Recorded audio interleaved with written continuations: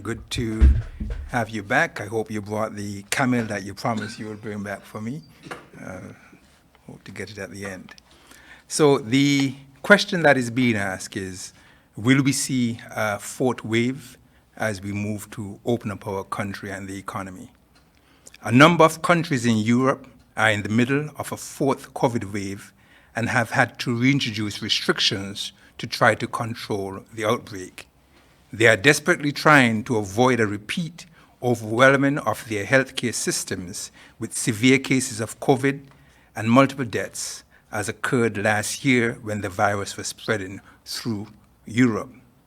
The World Health Organization recently reported on the increasing trend in COVID-19 cases and deaths throughout Europe, with more than 2.1 million new cases and more than 28,000 new deaths reported in the week up to the 17th of November. This marks an increase of 8% in new cases and a 5% increase in deaths compared to the previous weeks, and is the 7th consecutive week of increases they have seen. We here in the Federation have successfully contained our third wave, and our case numbers are now at an all-time low since the wave began. But there is no room for complacency as we enter the Christmas and Carnival season. With the recent removal of the curfew, many went out with the belief that the pandemic was over and that we were back to normal, but this is not so. You heard the Prime Minister last night on Leadership Matters speak to the relaxing of most restrictions for fully vaccinated people once we get to the 80% vaccination threshold for adults as we continue to open our country to the world. This, of course, has to happen as we need to relieve ourselves of the stranglehold that COVID-19 has had on our lives and every fabric of society. We are attempting to relax the restrictions and get back to some sense of normalcy while keeping you safe. The question to be asked is, could the same thing that is happening in Europe happen here as we ease the restrictions? Could we see a fourth wave as is being experienced in Europe? It is not always possible to draw a straight parallel from what's happening in Europe or North America to what will happen here due to differences in vaccination rates, public health measures, population size and population density, and population behavior with the seasonal changes they have there. But we can still learn important lessons to help to chart our course forward. The only how we can avoid a fourth wave is if we are to reclose all of our borders to keep the virus out while the cases we have here recover. But this is neither advisable nor desirable. We need to open up and learn to live safely with COVID-19.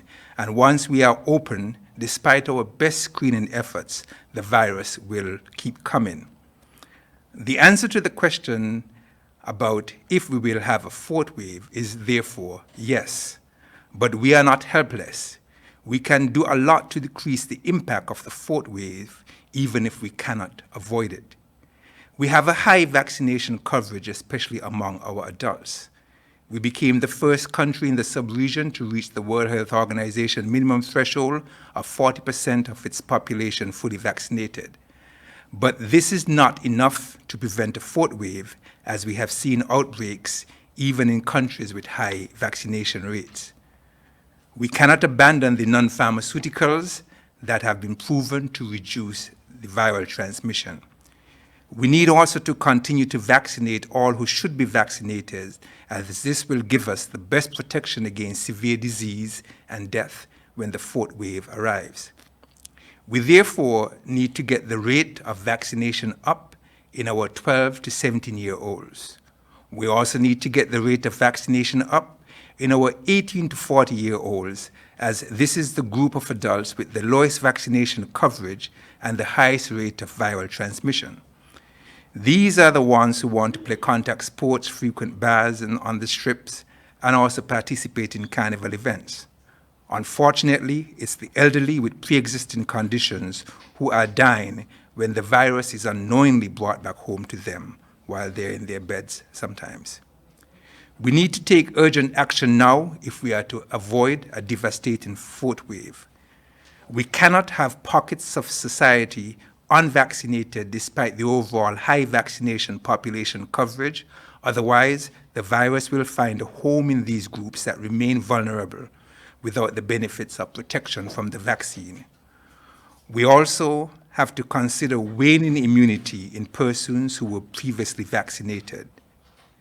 Everyone eligible to get their booster shot should therefore go and get the extra layer of protection that the booster will provide. I'm happy that I got my booster shot today. The Delta variant has accelerated the spread of COVID in Europe and North America. We have not yet experienced the Delta variant, but we need to prepare.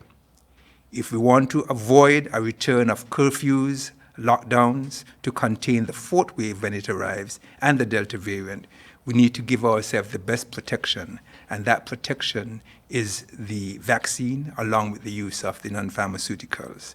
Please do not leave yourself vulnerable to the Delta variant when the fourth wave arrives, and so I encourage you to go forward and get vaccinated. I thank you.